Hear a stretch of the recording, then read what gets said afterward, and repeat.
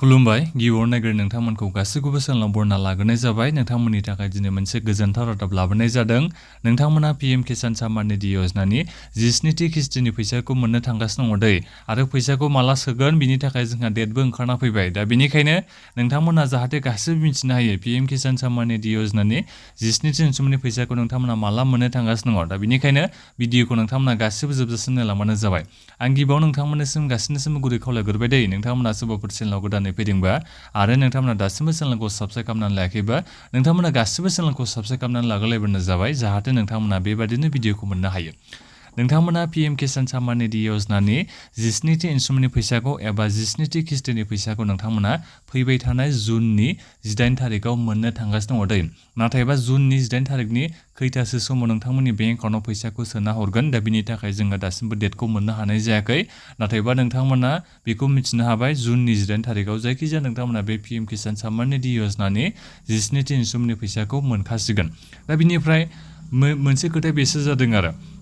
जायफोर गोदान एप्लाइ खालामनाय नोंथांमोनाथ' गोबां सोंहरबाय थायो गोदान एप्लाइ खालामनाया मोनगोन ना मोना बेबायदि सोंहरबाय थायो नोंथांमोनाबो गासिबो मोनजोबगोन जुदि नोंथांमोननि बे एप्लिकेशना एप्रुभ जाबायबा गिबियाव नोंथांमोननिया डिस्ट्रिक्ट लेभेलाव एप्रुभ जानांगोन बेखौथ' नोंथांमोना अनलाइन स्टेटासआव नायनो हायो जुदि डिस्ट्रिक्टआव एप्रुभ जाबायबा बिनि उनाव जोंहा मायाव थांगोन स्टेटआव एप्रुभ जानांगोन स्टेटआव एप्रुभेल जानाय लोगो लोगो नोंथांमोननि बेंक एकाउन्टआव फैसाया हाबसिगोन आरो दा बेनिखायनो नोंथांमोना जायफोर गोदान अनलाइन एप्लाइ खालामना लादोंबा गावबागावनि स्टेटासखौ चेक खालामना नायबानो जाबाय अनलाइनै जाहाथे नोंथांमोननि मिथिनो हायो नोंथांमोना माने मिथिनो हायो आरो नोंथांनि एप्लिकेशना दायो माबायदि कन्डिशनाव दङ डिस्ट्रिक्टआव एप्रुभेल जागोन ना जायाखै स्टेटआव एप्रुभेल जागोन ना जायाखै ना रिजेक्टसो जाबाय बेखौ नोंथांमोना स्टेटासखौ नायबासो मिथिनो हागोन दा बेनिखायनो स्टेटासखौ नायदो एप्रुभेल जाजोब्बायबा नोंथांमोनाबो पीएम किसान सम्मान निधि योजनानि 17थि इनस्टलमेन्टनि फैसाखौ मोननो हागोन आरो जायफोर नोंथांमोना बे एफटिअ प्रस्टार न' जानानै थानाय नोंथांमोनाबो दायो स्टेटासखौ चेक खालामना नायदो नोंथांमोननि बे स्टेटासा थारैनो सोलायबाय जानांगौ नोंथांमोनाबो 17थि इनस्टलमेन्टनि फैसायाव जयैनो मोनफागोन सिगांनि इनस्टलमेन्टनि फैसा नोंथांमोननि मोनैया हाबगोन आरो जयैनो दा बिनिफ्राय बबेयाव थांनानै बे प्राइम मिनिस्टार नरेन्द्र मदि बिथाङा नोंथांमोननि बेंक एकाउन्टआव बे पीएम किसान सम्मान निधि योजनानि 17थि इनस्टलमेन्टनि फैसाखौ सोना हरगोननो नोंथांमोना नायनो हागोन नै वाराणसियाव थांगोन दै जुननि 18 थारिखआव वाराणसिखौथ' नोंथांमोना मिथिखागौ प्राइम मिनिस्टार नरेन्द्र मदि बिथांनिनो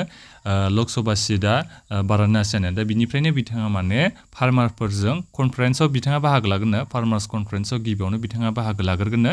फार्मार्सफोरखौ बिथाङा ओमफ्राय एड्रेस खालामनायजों लोगोसेनो पीएम किसान सम्मान निधि योजनानि 17थि इनस्टलमेन्टनि फैसाखौ नोंथांमोननि बेंक एकाउन्टआव सोनानै हरसिगोन नाथायबा नोंथांमोना गोबानो मोननाय नङा जायफोर नोंथांमोना लेन्ड सिडिंखौ खालामना लायाखैबा इक्वेसिखौ खालामना लायाखैबा नोंथांमोना मोननाय नङा आरो आदारा बेंक एकाउन्टजों लिंक गैयाबाथ' मोनखाया 100%खा